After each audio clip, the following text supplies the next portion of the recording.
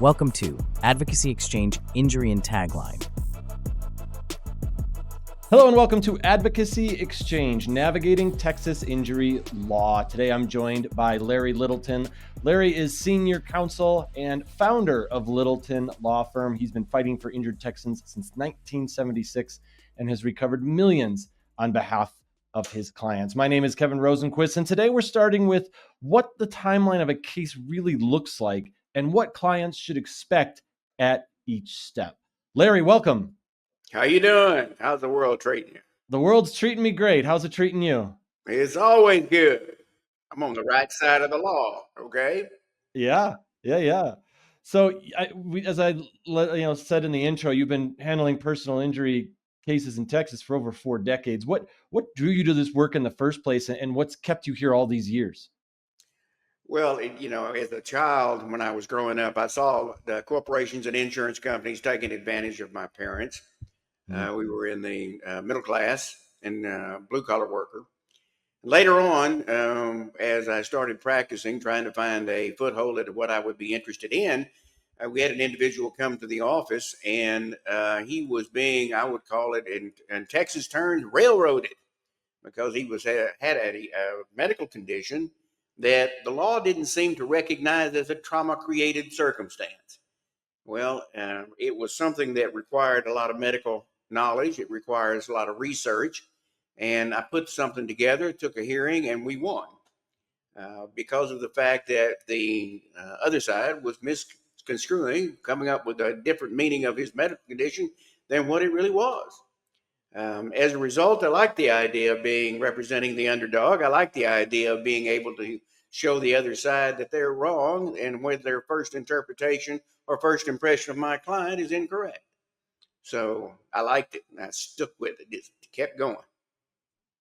So you got the bug, and you wrote it out, and you've been helping clients for 4 decades now. That's right. You get on that horse and ride it for a while, you get to the point where you just don't want to stop riding. That's what I'm doing. Yeah. That's awesome. One of the first things people wonder after they get hurt is, how long is this process going to take? Obviously, every case is its own animal, but what is a general answer to that question? And maybe why does the timeline vary so much? Well, generally speaking, when you're talking about an auto accident or an injury to a slip and fall, it depends directly on the amount of injury. Because if someone's more severely injured, it takes longer to heal. And you don't want to settle a case until you have a good idea of what the medical condition is, the amount of medical bills, and then what's going to have the impact on the client. But in cases of soft tissue injury, that's where most of your auto accident cases where they've got sore neck or back or that kind of injury, generally speaking, it's about 8 months. Those kind of phases in the case are always the same, but some of the phases take a little bit longer. The interview, the investigation, getting all the information necessary to determine what's the best route to take involved in a case. In most cases, what happens is that intake lasts about 2 months. The medical attention will last 3 to 4 months, depending on the kind of injury involved. Once those are completed and the demand is written, then we normally have a response from the other side in about 30 days. From that point, we'll know whether or not we're getting involved in and trying to reach a settlement, or if we're going to have to move towards litigation. Generally speaking, those factors that make the difference is the type of injury, the type of law that's involved in the injury, whether it's auto or premise liability. The third thing is the kind of negligence or problem that was associated with it. And of course, the most important one is being able to get the records and getting all the information in about the client's circumstances to get proper representation and get every dollar we possibly can to compensate that client. So just a lot of steps involved. Yes, sir. Yeah. So from the first phone call to the end of the case, how do things normally go? Like, so obviously someone's in an accident, they call you, you've got to start getting information. What does that look like at the beginning? Well, in most law firms, especially in my firm, we concentrate on intake. And that is, we're talking to the client. We try to find out what the facts are. We make a determination if there's witnesses, photos taken, trying to find out and preserve all the evidence we possibly can. So in the beginning of the case, there's a lot of action, a lot of movement. Things have to be put together quickly. Generally speaking, with witnesses, for example, you wait 2 or 3 months to contact them for a witness statement, they've already forgot most of what you need to find out. So the best thing to do is to move fast. That's what we do. The second part of it is that during that intake is we get an idea of the injury. If they went to a hospital, or whether or not they have a treating physician, or if there's something serious that needs to be addressed immediately. Then we take those steps necessary, depending on the injury, to make sure that they're going back and forth to their family doctor or their PCP, or if they don't have any doctor or don't have any insurance, making sure the medical attention is completed.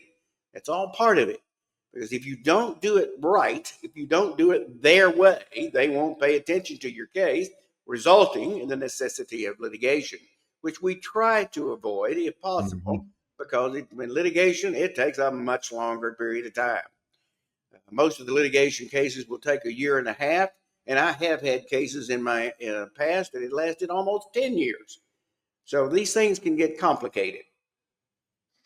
Is there any truth to the idea that going to a jury more often leads to higher payouts? No, I disagree with that. It depends on what jury. It depends on if you knew what the jury looked like before you put your evidence on. And the third thing is what jurisdiction you're in. There are some very conservative areas in the state of Texas. As a result, you can put on the same evidence, the same injury, the same negligence, the same type of defendant, and get different verdicts. Whether or not these conservative juries feel like that there should not be a lot of money for pain and suffering.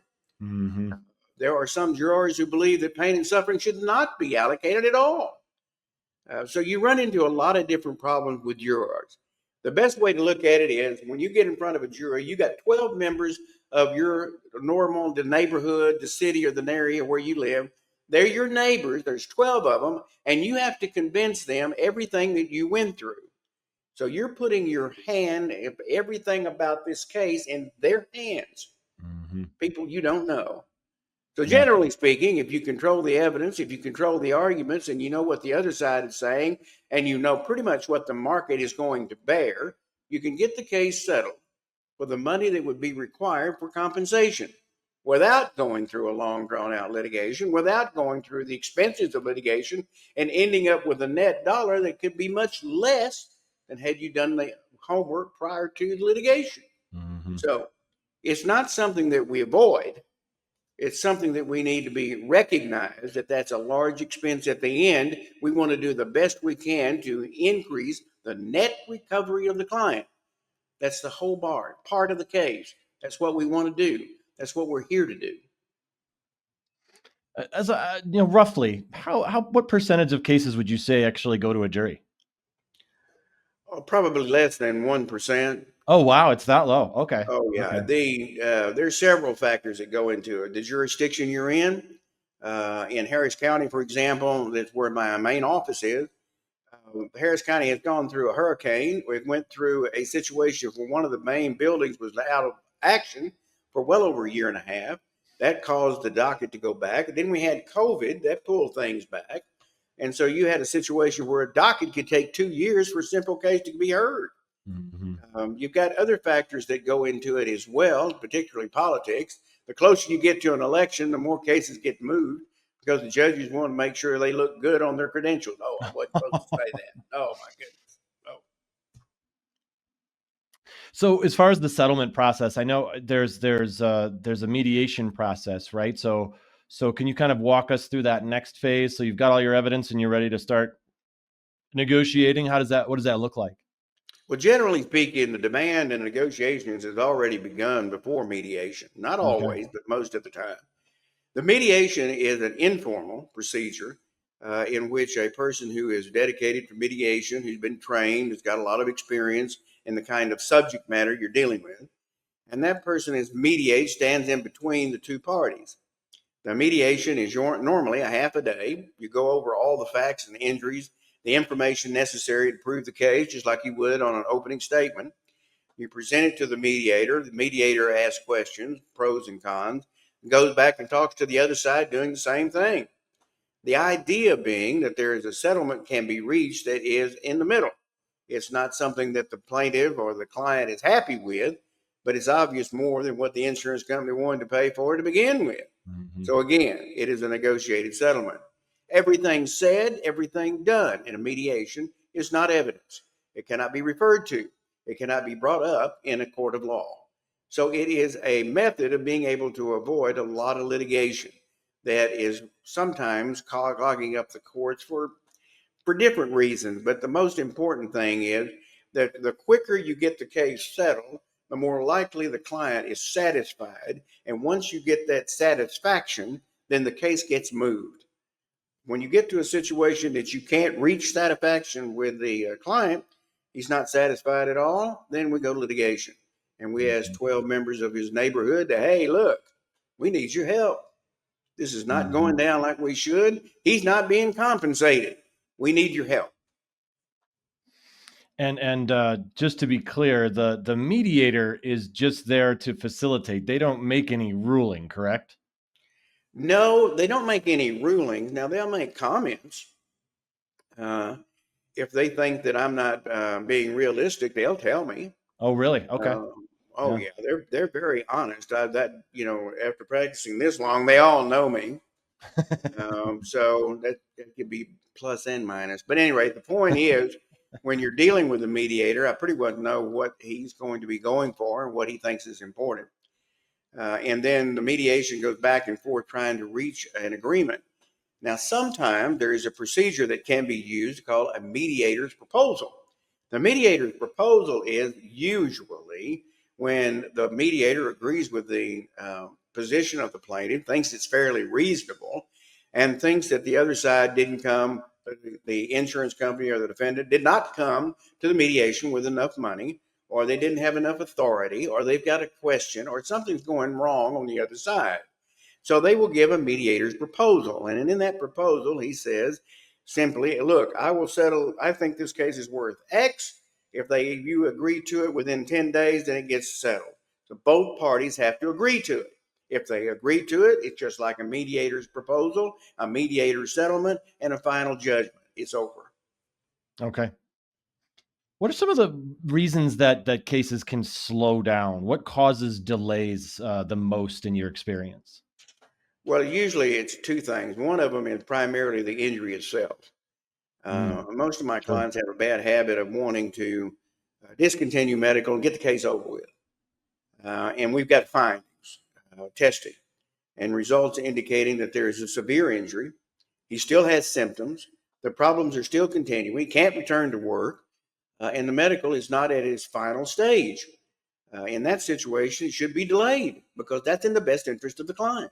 Mm-hmm. The second thing that causes a delay in most of our cases, especially in the claim section, is that ever since COVID and the record keeping function of the hospitals and many of the doctor's offices, they are delayed.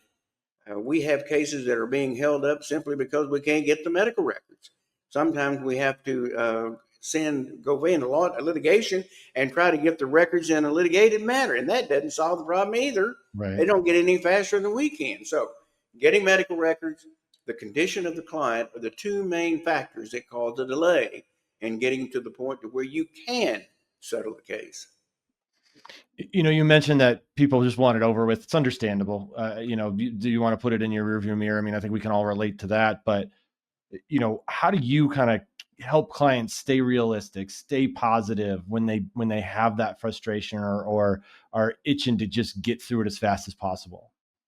We have a system in the office to where the case manager is dealing with the client on a constant basis. If there is any issue or problem that needs to be discussed, I will talk with them, or one of my senior people in the office will. If it's something medically related, then we will go over it call the doctor's office or the nurse over there and try to find out what they're doing and involved in the course of the medical. Where are they at? Do they think it's going to come to an end soon or not? Especially when the client is anxious. But the most important component is what we call an exit interview. And in that interview, very similar to the beginning interview, but it's going to be comparing to what the circumstances are now. So, for example, if the client is continuing to have neck pain, there is nerve deprivation, inability to hold things with their hand is an indication that there is something more severe than just a soft tissue injury. Right. If the client still has those symptoms, we're not ready for settlement. So that's some of those things that we do is communication with the client. If they know that we are engaged, if they know that they can get their case going through the system as quickly as possible, and they know they can talk to their lawyer, everything is smooth. Nobody is promised a result. What they are promised is they'll have their answers to their question at the time they ask. Mm-hmm. Yeah. Well, what do you wish, or what would you like to get out there on this show here, our first episode of our podcast, that you wish clients understood more about the pacing of these cases, that you think might help them before they come to your office or go to anyone's office? Well, the first thing that should be on their preview is to understand there's no such thing as quick money. There's no such thing as a quick settlement. All these things that they see on television, all the things they see in newspaper about large verdicts, they need to look at the original date of the accident, and they will find out it's been going on for a long time. Mm-hmm. So it's a kind of an idea of understanding that you're dealing with corporate world insurance companies. They've got their own set of circumstances and their little hoops that you've got to go through. So you need a firm that knows how to do those hoops, get that information to them as quickly as possible to get the best return. But sometimes they get anxious. Sometimes they've got a situation, and normally the client comes in, they've got a severe injury, they can't go to work, they got bills to pay, they've got all kinds of problems with their wife and their kids. Some of the kids going back to school needs another computer. There's all kinds of issues that can occur. Well, what we try to do is to be able to give them an idea of what they have as their alternatives. It's not a question of promising them a result. It's promising them that they will be heard and promising them that they are in control. They make the decisions. All we do is give legal advice to maximize their recovery. Great point. It's their decision. You're just there to help them along and get the best compensation that you can. Yes. Yeah. Good point there. All right. Well, thanks for listening to our first episode of Advocacy Exchange, Navigating Texas Injury Law. If you or someone you love has been injured and needs answers, visit littletonlawfirm.com. Don't forget to subscribe to our channel. We got lots of great information coming your way. Larry, it was so great getting to know you and your practice. Thanks so much for being here. Oh, it was a pleasure. Thanks for watching. Be sure to hit that like and subscribe button and leave us a review in the comments.